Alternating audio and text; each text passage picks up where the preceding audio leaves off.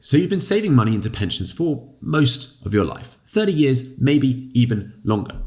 And all that time, that money has been locked up, inaccessible.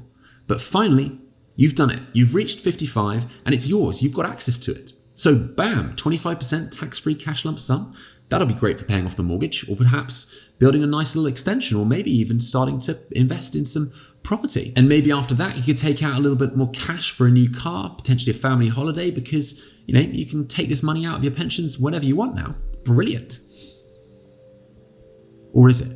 In this video, I'm going to show you, using real world examples of people that I have worked with in the past, why accessing your pensions at 55 could be the biggest financial mistake of your life.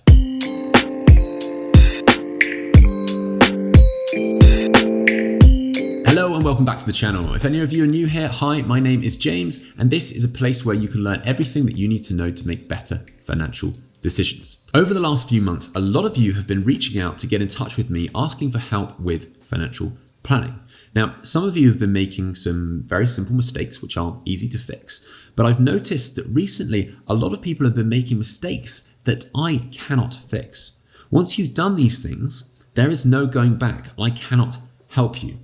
And although I was not able to help them fix these specific problems, my clients would like others to learn from their mistakes. So today I'm going to be taking you through the decisions that they made and the consequences that they faced so that you don't fall into the same traps. First up, we'll need to do a quick recap on the features of private defined contribution pensions, which is the type of pension we're going to be talking about today. So when you pay money into a pension, the government gives you tax relief. So it's as if you paid no income tax on that contribution at all. Once it's inside a pension, this money can be invested and grows free of income and capital gains tax. The only downside to pensions is that you cannot access them until your 55th birthday. But when you reach 55, you get access to the funds inside your pension, and you can take 25% of the value as a tax-free lump sum. And the other 75% can be drawn down and it's taxed as if it was your own income. Alternatively, if you don't take the 25% tax-free lump sum straight away as soon as you hit 55, you can choose to do it gradually over time. So if you decided to take £20,000 worth of income from your pension each year, 25% of that would be tax-free and the other 75% will be taxed at your own marginal income tax rate. So a pension is actually the best tool you have to grow wealth. But the only downside is that you can't touch it until you're 55. But when you do hit 55, that downside disappears.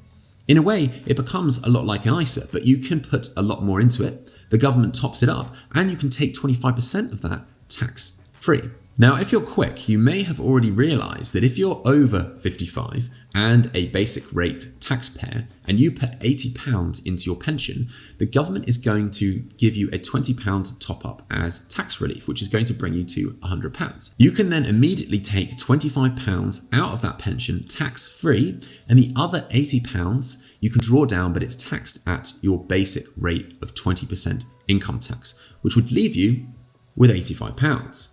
So all you need to do is go back to the start, put that £85 back into the pension again, and bam, you have an infinite money machine. Well, unfortunately, HMRC is neither generous or stupid. So to stop people doing this, there is a rule whereby once you have flexibly accessed your pension, so once you've drawn down a part of the 75% that is taxed as your normal income, you can only then ever put a maximum of £4,000 back into a pension each year. And you're then stuck with this limit for the rest of your life, which may not sound too bad, but it can be a nightmare. And when I start going through these real world examples, you'll start to see why. Even so, paying money into a pension after you've hit the age of 55 can be a great strategy. You put money in, you get a top up from the government, it grows tax-free just like an ISA, and you can draw it out whenever you need it. And it gets even better if you draw it out once you've stopped working and you're then in a lower tax bracket. So with these benefits in mind, I want to walk you through some of the mistakes that my clients made before I met them. And I want you to try and spot these mistakes. Some will be very obvious, but others less so. Number one, cashing in an entire pension as a lump sum because they wanted to invest in property. Here the client had 200k in a pension, and he'd recently been talking with a friend who had personally had a very bad experience with pensions and was advising him to take the money out. On top of this, the growth projections that he was seeing in his pension portal were not very good. So what he did is he ended up taking the whole 200k out of his pension as a lump sum so that he could invest in a buy-to-let property. So of that 200k, he received 50k as a tax-free lump sum, whilst the rest was taxed as if he had earned that income in that single year. At the time, he was still working and was already a higher rate taxpayer. So that's 150k of income on top of what he was already earning. So he paid roughly £67,000 in tax, which means that from that original £200,000, he was left with only £132,000. Now, I don't think I really need to point out the big mistake here, but there is something else going on here. Because he was still employed, between him and his employer, they were still putting 15k a year into a separate pension. And because he had then flexibly accessed his pension, there was now a limit to how much he could put into his pensions of £4,000 a year. So of that £15,000 that's still going into his pension, £11,000 of that is over that £4,000 limit. And any amount that you put in over your pension, over this limit, will receive a tax charge, which can be up to 55%. So not only has he paid £67,000 in tax up front, but he then has to pay £6,000 in tax every single year that he continues to work, that otherwise he wouldn't have had to pay. And there is no way you can come back from this. Number 2, using your tax-free lump sum to pay off your mortgage.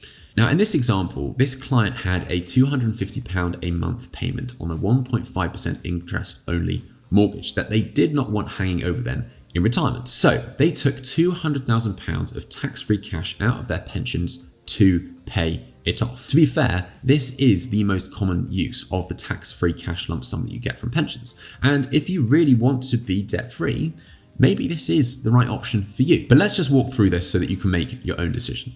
So we have £200,000 that is coming out of a tax-free growth environment that could, if invested correctly, be returning an average of, let's say, 6% a year. And if left to grow for a few more years, that 200k tax-free lump sum could turn into a 250k tax-free lump sum. At the same time, that 200k mortgage has an interest rate that is, as I speak, less than the rate of inflation, which means that each year that goes past, that debt is becoming smaller and smaller in real terms. So you're taking £200,000 out of a unique, once-in-a-lifetime, tax-efficient investment opportunity to pay down a debt that is, in real terms, earning you money. So another option could be just to keep that £200,000 invested and either find a way to cover those mortgage payments, or you could draw down just enough each year from your pension to cover the payments. This is not a solution that is right for everyone, but interest-only mortgages can be a great tool to access money that's tied up in your home, especially when you're planning on downsizing at some point in the future anyway. Number 3, taking out tax-free cash to top up your ISAs. I get it, most people prefer ISAs to pensions because they're simply a whole lot easier to understand. And when you've only got a 20k limit each year, it can be tempting to think, okay, maybe I should be using some of my pension money to top up my ISAs. But let me show you why that's such a bad idea. A pension has all of the same tax benefits that an ISA does, as in money that's inside a pension or an ISA grows free of income and capital gains tax, so they're on a par there. But pensions have an additional benefit that makes them, in most cases, far superior to ISAs. If you die before the age of 75, you can pass on your pension to your children or grandchildren or anyone free of tax.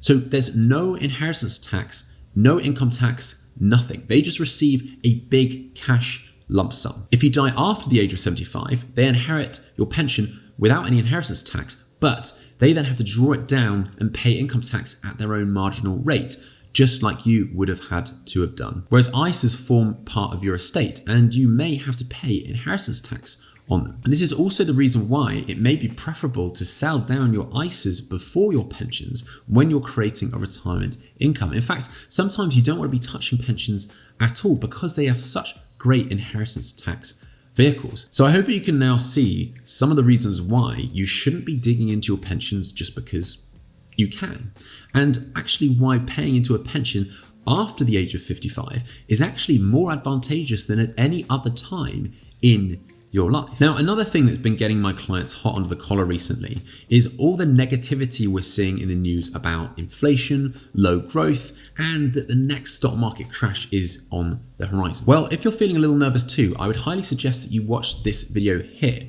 where I explain why a stock market crash always seems just around the corner. Thanks for watching.